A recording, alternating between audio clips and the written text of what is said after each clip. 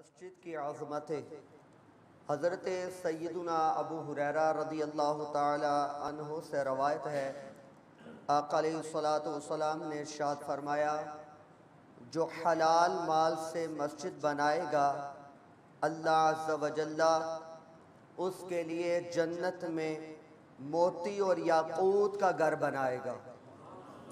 آقا علیہ الصلوۃ والسلام نے مزید ارشاد فرمایا، جو ریاکاری اور لوگوں کو سنانے کا ارادہ کیے بغیر مسجد بنائے گا اللہ تعالیٰ اس کے لیے جنت میں ایک گھر بنائے گا۔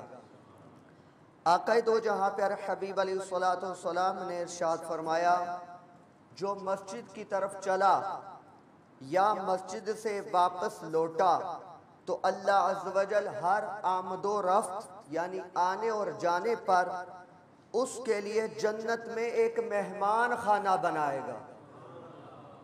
آقا دو جہاں پر حبیب علیہ الصلوۃ والسلام نے ارشاد فرمایا،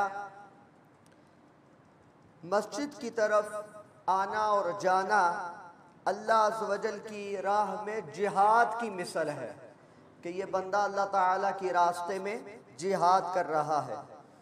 آقا دو جہاں پر حبیب علیہ الصلوۃ والسلام نے ارشاد فرمایا، رات کی تاریکیوں میں مسجد کی طرف آنا اور جانا یہ آمد و رفت رکھنے والے کو نور کے ممبروں کی بشارت دے دو۔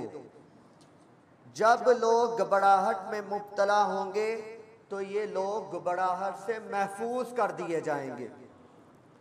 آقا علیہ الصلوۃ والسلام نے ارشاد فرمایا، رات کی تاریکیوں میں مسجد کی طرف آمد و رفت رکھنے والے اللہ عز و جل کی رحمت میں گوتے لگاتے ہیں، یعنی جیسے عشاء کی نماز یہ رات میں ہے، صبح فجر کی نماز یہ بھی رات میں ہے، تو جو بندہ رات کی تاریکیوں میں مسجد کی طرف چلتا ہے وہ یہی سمجھ لے کہ اللہ تعالیٰ کی رحمت میں ڈوب چکا ہے۔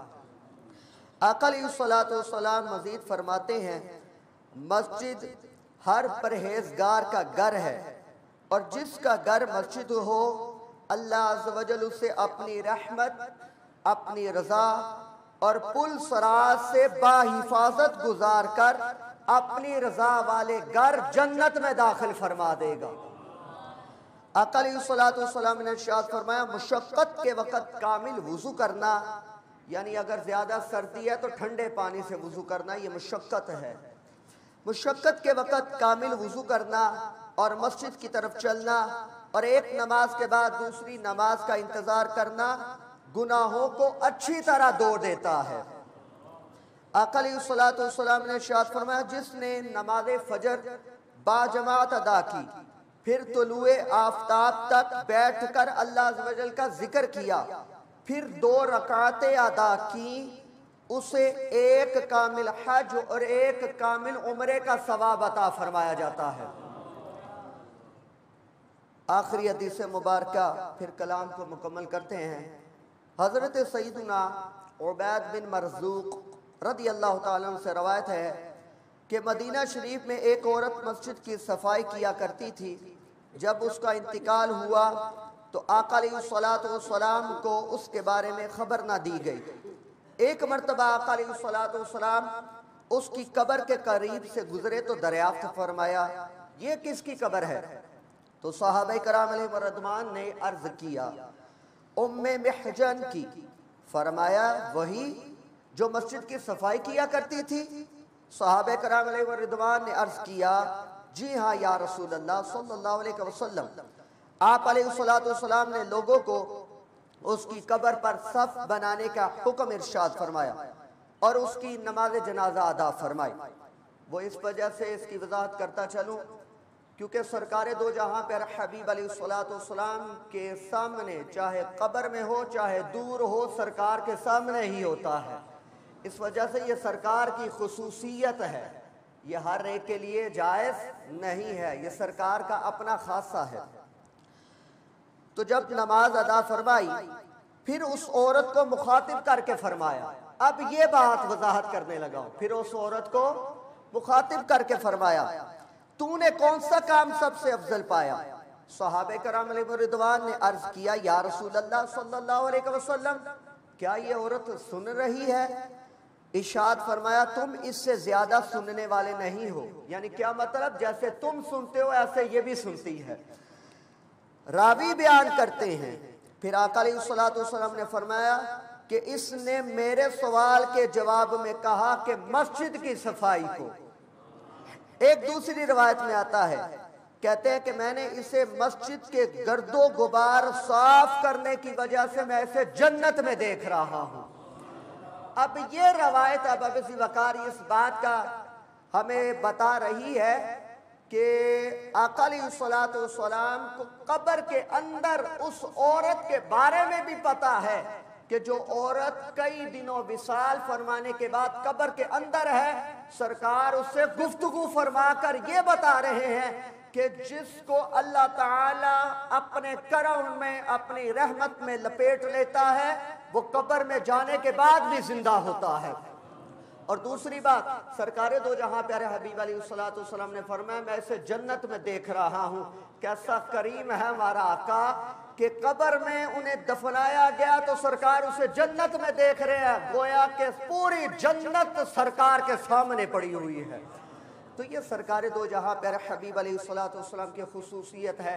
اب ابی وقار آخری حدیث مبارکہ یہ صفائی کے، ویسے تو مسجد میں دیکھیں، مسجد کی طرف چلنا عبادت، مسجد میں آنا عبادت، مسجد میں بیٹھنا عبادت، مسجد میں سانس لینا عبادت، مسجد میں خاموش ہے تو تب بھی عبادت، مسجد میں نماز پڑھ رہے ہیں تو تب بھی عبادت، مسجد میں اگر اچھی گفتگو سن رہے ہیں تب بھی عبادت، یعنی مسجد کا گوشہ گوشہ عبادت ہے۔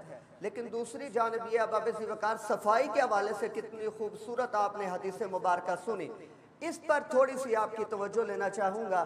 دیکھیے آپ ذرا غور و فکر کیجئے، ایک تو ہوتا ہے نا کہ جس نے صفائی کرنی ہے اس کی تو بات ہی الگ ہے۔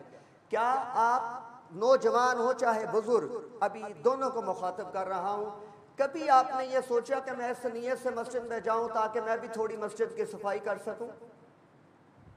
کبھی اپنے ذہن سے دہرائیے گا یہ بات۔ کبھی آپ نے یہ سوچا کہ یہ چلو جی آج میں جلدی آ گیا ہوں، چلو مسجد کا تھوڑا دروازہ اس کے اوپر گرد پڑا ہوا ہے تو چلو یار میں کوئی کپڑا ہی گھر سے لے کر آؤں، اس پر تھوڑا سا جھاڑ جھوڑ کر دوں؟ سوچے۔ کبھی ہم نے سوچا ہے کہ ہم روزانہ 5 وقت مسجد کی لیٹرینیں آ کر یہاں پر کرتے ہیں جو بھی۔ اب ابی وقار تو کبھی ہم نے سوچا کہ کسی ایک لیٹرین کو کبھی کرنے کے بعد صفائی کر دی جائے؟ ہم 5 وقتی مسجد میں آ کر وضو کر رہے ہیں، کبھی ہم نے یہ سوچا کہ جب ہم وضو کرتے ہیں تو ٹائلیں بعض دفعہ صاف نہ کرنے کی وجہ سے پلاہٹ آ جاتی ہے، پیلی پڑ جاتی ہے، تو کبھی ہم نے سوچا کچھ جالی لے کر اس کو تھوڑا سا مار ہی دیا جائے کہ جس ٹوٹی کے آگے ہم بیٹھ کر وضو کر رہے ہیں اس پر تھوڑا مار دیا جائے تاکہ تھوڑی چمک دمک پیدا ہو جائے۔ کبھی سوچا؟ اب ابی وقار بتا یہ رہا ہوں کہ ہمیں بھی یہ جذبہ ذرا ہونا چاہیے۔ یہ نہیں ضروری ہوتا کہ مسجد کا خادم ہی سارا کچھ کرتا پھرے یا مسجد کا کوئی مخصوص بندہ ہی کرے۔ اب نوجوانوں کو مخاطب کر رہا ہوں، پہلے سب کو کیا، اب نوجوانوں کو مخاطب کرنے جا رہا ہوں۔ میں یہ دربار گوہر بار میں بھی یہ بات کر رہا تھا، ہم نے کہا کہ ہم نے بڑی بڑی تحریکیں بنائی ہیں، بنانی چاہیے، میں کسی کا انکاری نہیں۔ مثال کے طور پر تحریک لبیک پاکستان ہو گیا، تحریک انصاف ہو گیا، کوئی تحریک، کوئی تحریک۔ میں دربار میں کہہ رہا تھا ہمیں اب یہ تحریک بنانی چاہیے، مسجد برو تحریک۔ نوجوانوں کون سی؟ مسجد برو تحریک۔ کہ آپ مثال کے طور پر نوجوان سارے جمع ہو جاتے ہیں نا، تو نوجوان سارے جمع ہو کر کسی نہ کسی مشن میں لگے رہتے ہیں۔ کیا ہی مزہ آ جائے کہ جو نوجوانوں کا ہیڈ بنتا ہے فراش میں، نوجوانوں کا ہیڈ ہوتا ہے، ان کا سرکردہ ہوتا ہے، کیا ہی وہ ایسا کردار ادا کرے کہ اس کے انڈر اگر 1 نوجوان ہے، 2 نوجوان ہے، 3 نوجوان ہے، 10 نوجوان ہے، وہ نوجوانوں کی ایک پوری تحریک بنائے اور ان کا صرف مشن ایک ہو جائے کہ ہم نے خود بھی نماز پڑھنی ہے اور اپنے ساتھیوں کو بھی نماز پڑھانی ہے۔ کیونکہ نوجوانوں کی گیدرنگ یہ بڑا انقلاب لا سکتی ہے۔ آپ یہ تہیہ کر لیجئے کہ ہم 10 بندے ایسے ہوں گے جو انشاءاللہ کبھی کسی مسجد میں، کبھی کسی مسجد میں، کبھی کسی مسجد میں، ہم انشاءاللہ A to Z یعنی مسجد کی نیچلی سطح سے لے کر اوپری سطح تک انشاءاللہ پوری مسجد کی صفائی کر دیا کریں گے۔ تو کیسا ایک جذبہ پیدا ہونا چاہیے۔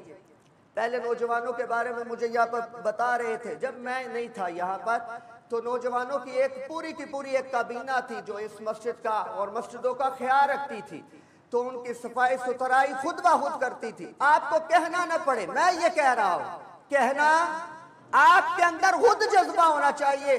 یہ گھر کس کا ہے؟ اللہ کا۔ یہ کس کا گھر ہے؟ اور اللہ کا گھر سب کا سانجھا ہوتا ہے۔ دیکھیے، آپ اگر اللہ کے گھر کی صفائی کریں گے تو دیکھنے والی تو اللہ کی ذات ہے۔ آپ کو کوئی کریڈٹ دے نہ دے، آپ کی کوئی حوصلہ افزائی کرے نہ کہے، اللہ عز و جل ہے۔ اللہ عز و جل آپ کو دیکھ رہا ہے۔ آئندہ کے بعد اپنے ذہن میں یہ بٹھا لیجئے کہ انشاءاللہ العزیز ہم نے ان مسجدوں کو آباد بھی کرنا ہے اور ان مسجدوں کو صاف بھی رکھنا ہے۔ ان کی مسجدوں کی صفائی ستھرائی میں اپنا کردار ادا کرنا ہے، بغیر کسی کے کہے، بغیر کسی کے حوصلہ افزائی کے، صرف اللہ کی رضا پانے کے لیے، اللہ عز و جل کی خوشنودی پانے کے لیے۔ اس اہم مشن میں نوجوان ساتھ دیں گے انشاءاللہ عز و جل، اور یہ خود بخود، اور یہ نہیں کہ اس کو اب مہینہ لگ جائے، بلکہ اس مہینہ نہیں، آج ہی سے یہ مشن شروع کر دیں۔ آج ہی سے نوجوانوں کی کوئی تحریک، یہ ماشاءاللہ اسرار بھائی یہاں بیٹھے ہوئے ہیں، یہ پوری حویلی والے کو لے لے۔ اسی طرح یہ جو دوسری ادھر کی برادری ہے، وہاں سے ایک بندہ نوجوان کھڑا ہو جائے اور ان نوجوانوں کو لے لے۔ باہر کھڑے رہتے ہیں نا چوکوں پہ، انہی نوجوانوں کو گھیر لاؤ۔ انہوں نے کہا چل یار تو نماز نہیں پڑھتا تھے، اللہ نہ پڑھ، آج صفائی دے کریے نا۔ ہو سکتا ہے اس صفائی کی وجہ سے اس کا دل چمک جائے اور مسجد کی طرف رواں دواں ہو جائے۔ تو اس طرح لے آئے، انہیں ابھی نماز کا نہ کہے، ہو سکتا ہے نماز کا کہے وہ بھاگے، انہیں کہے چل یار تو نماز نہ پڑھا، آج مسجد کی صفائی کرنے ہیں۔ تو اس پہ نوجوانوں کا دل کرتا بھی ہے، تو ہو سکتا ہے کہ وہ مسجد کی صفائی کریں، چلو اس بہانے سے تو مسجد میں داخل ہو جائے گا۔ تو جب اس بہانے سے داخل ہو گیا، آگے اللہ ہی جانے، آگے اللہ کرم فرما دے گا، آگے اللہ فضل فرما دے گا۔